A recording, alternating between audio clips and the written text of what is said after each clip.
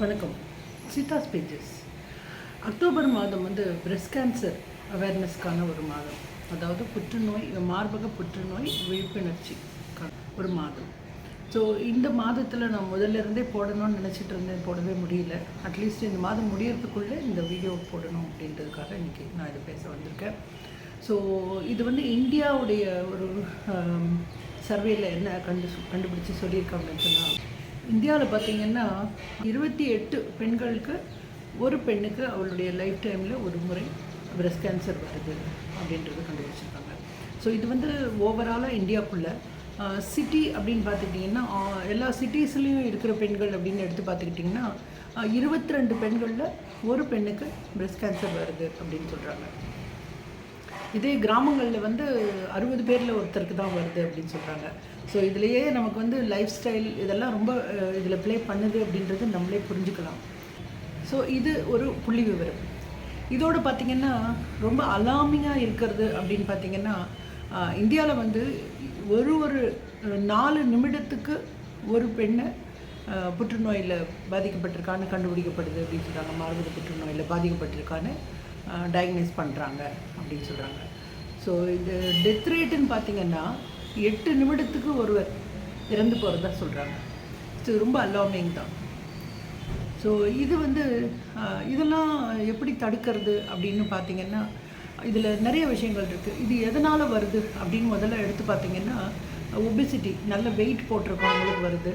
ரொம்ப சீக்கிரமான சின்ன வயசுலேயே பியூபர்ட்டி அடைகிற பெண்கள், குழந்தைகளுக்கு, அவங்க பெண்களாகும்பொழுது அவங்களுக்கு வருது அப்படின்னு சொல்கிறாங்க. அடுத்தது வந்து ஜெனட்டிக்காக உங்கள் ரத்த வழி சொந்தத்தில் யாருக்காவது இருந்திருந்தால் உங்களுக்கு வரத்துக்கு ரொம்ப வாய்ப்பு இருக்குது அப்படின்னு சொல்கிறாங்க.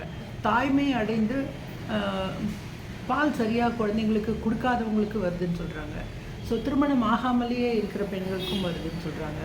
ஸோ சீக்கிரமாக வந்து மெனோபாஸ் அடைஞ்ச பெண்களுக்கு, அதே மாதிரி யூட்ரஸ் ரிமூவ் பண்ண பெண்களுக்கு, இவங்களுக்கெல்லாம் இது வர்றதுக்கு ரொம்ப சான்ஸ் இருக்குது அப்படின்னு சொல்கிறாங்க. ஸோ இது வந்து நம்ம பெண்கள் நம்ம பார்த்த வரைக்கும் என்னென்னா, நம்மளால் ஒரு செலவு வீட்டுக்கு வந்துடக்கூடாது அப்படின்றதுக்காகவே அவங்களுக்கு என்ன ஒரு வியாதி இருந்தாலுமே அவங்க கை வைத்தியத்திலேயே சரி பண்ணிக்க தான் பார்ப்பாங்களே தவிர, போய் டெஸ்ட் எடுக்கிறதுக்கு பயப்படுவாங்க. போய் டெஸ்ட் எடுத்துகிட்டு இது நமக்கு இருக்குதுன்னு தெரிஞ்சால் நிறைய செலவாயிடுமே அப்படின்ற ஒரு பயம் எல்லாருக்கும் உண்டு. ஆனால் இங்கே வந்து நான் இதை சொல்ல விரும்புகிறேன். இந்த கேன்சரை பொறுத்தவரையில், பிரெஸ்ட் கேன்சரை பொறுத்தவரையில் எவ்வளோக்கு எவ்வளோ சீக்கிரமாக நீங்கள் கண்டுபிடிக்கிறீங்களோ அவ்வளோக்களவு உங்களுக்கு செலவும் கம்மி, உங்களுக்கு வலிகளும் கம்மி, ரொம்ப சீக்கிரமாக அதிலிருந்து வெளியில் வரலாம். இது ஒரு உண்மை. இங்கே பொதுவாக என்ன ஆகுதுன்னா, எல்லாருமே வந்து 3rd ஸ்டேஜ் 4th ஸ்டேஜ்னு கொஞ்சம் நாள் பட்டு தான் இங்கே கண்டுபிடிக்கப்படுது. இது அதே மாதிரி இந்த 3rd 4thன்றது வந்து பெரிய பயப்படுற ஸ்டேஜ் இல்லை. ஆனால் என்னென்னா, முதல் ஸ்டேஜ்லேயே நீங்கள் கண்டுபிடிச்சிட்டிங்கன்னா நமக்கு அந்த கேன்சர்ன்றதே அந்த செல்கள் வந்து சாதாரணமாக பெருகிறது, நிறைய பெருக ஆரம்பிக்குது. அதுதான் கேன்சர்னு சொல்கிறாங்க. இப்போ இந்த கேன்சர் என்ன ஆகும்னா, நீங்கள் உடனே கண்டுபிடிச்சி சொல்லலைன்னா அது உடலில் பல பாகங்களுக்கு பரவிடும். அது பரவிடுச்சுன்னா அவ்வளோத்தையும் ட்ரீட் பண்ணுறதுன்றது தான் உங்களுக்கு டைம் எடுக்குது.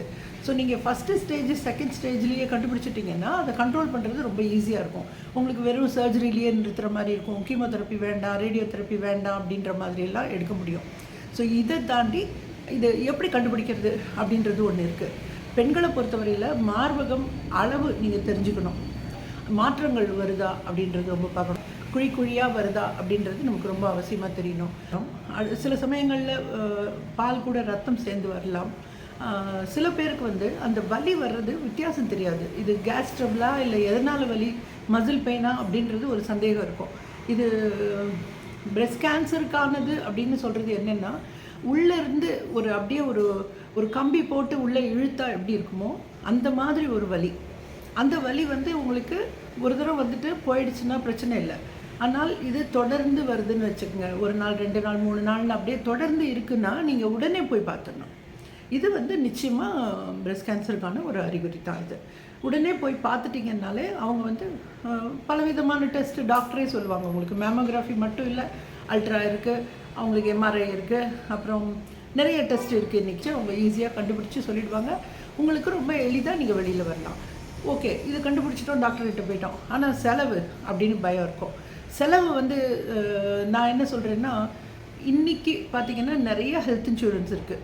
ஃபேமிலி ஃப்ளோட்டர் இருக்குது, தனியாக எடுக்கலாம். ரொம்ப குறைவு தான். சின்ன வயசில் எடுக்கும்பொழுது ரொம்ப குறைவாகவே இருக்குது. அதனால் இன்சூரன்ஸ் இருந்ததுனாலே நீங்கள் பயப்பட வேண்டிய அவசியம் இல்லை. இன்றைக்கி வந்து நிறைய போராடி அந்த கேன்சருடைய மருந்து விலையெல்லாம் ரொம்ப குறைச்சிட்டு வராங்க. இருந்தாலுமே ஒரு ட்ரீட்மெண்ட்டுக்கு நல்ல விலை ஆகுதுன்றது நான் ஒத்துக்கிறேன். ஆனால் ஒரு ஹெல்த் இன்சூரன்ஸ் இருந்ததுன்னா அதில் உங்களுக்கு நல்லா கவர் ஆகிடும். அதனால் நீங்கள் பயப்பட வேண்டியதில்லை.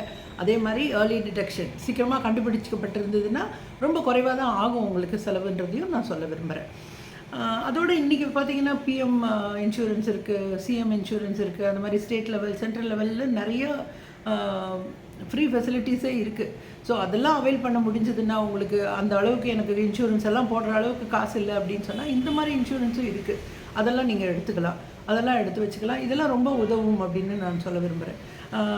இது நான் சொல்ல காரணம் வந்து எனக்கு 14 வருடங்களுக்கு முன்னால் எனக்கு பிரெஸ்ட் கேன்சர் வந்தது. ஸோ எனக்கு ஆன செலவுன்னு பார்த்தீங்கன்னா 80% எனக்கு இன்சூரன்ஸில் திருப்பி கிடச்சிது. ஸோ அதனால தான் நான் சொல்கிறேன், அது இன்சூரன்ஸ் இருந்ததுன்னா நீங்கள் பெருசாக பயப்பட வேணாம். அந்த 20% தான் நான் போட்டேன், மீதி 80% எனக்கு வந்துடுச்சு அந்த ரூபா. ஸோ நீங்கள் வந்து அதை பார்த்து நீங்கள் பயப்பட வேண்டாம். உங்கள் ஹெல்த் முக்கியம். இந்த செலவை கம்பேர் பண்ணிங்கன்னா நீங்கள் இல்லாத உங்கள் குடும்பம் எப்படி இருக்குன்றதை யோசித்து பார்த்தீங்கன்னா நிச்சயமாக போய் நீங்கள் இந்த ட்ரீட்மெண்ட் எடுத்துப்பீங்க அப்படின்னு நான் நம்புகிறேன். ஸோ இதில் வந்து ஒரு பெரிய ஒன்றும் இல்லை, சர்ஜரி, அப்புறம் வந்து கீமோதெரப்பி அண்ட் ரேடியேஷன். இது வந்து அவ்வளோதான் அப்படின்னு நான் சொல்கிறேன். ஆனால் அந்த ப்ராசஸ் வந்து கொஞ்சம் கஷ்டமாக தான் இருக்கும். ஆனால் அந்த கஷ்டத்தை நம்ம எப்படி எடுத்துக்கிறோம் அப்படின்றது தான் ரொம்ப முக்கியம். இது வாழ்க்கையில் நம்ம எவ்வளவோ சோதனைகள், எவ்வளவோ கஷ்டங்கள்லாம் பார்த்துட்டு தான் வந்திருக்கோம். ஸோ அதனால் நீங்கள் வந்து ஒரு சின்ன ஒரு பெயின், அது அவ்வளோதான். அந்த பெயினை வந்து உங்களால் பேர் பண்ண முடியாதா?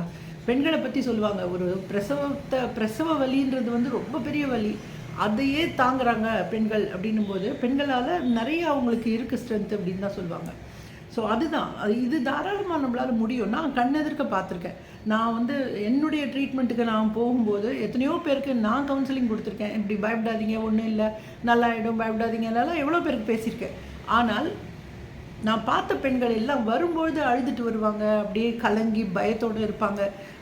ஒரு தடவை 2 தடவை 3 தடவை அந்த ஹாஸ்பிட்டலுக்கு வந்துட்டு போயிட்டிங்கன்னா அப்புறம் பார்த்தீங்கன்னா யாருமே இல்லாமல் தனியாக வருவாங்க.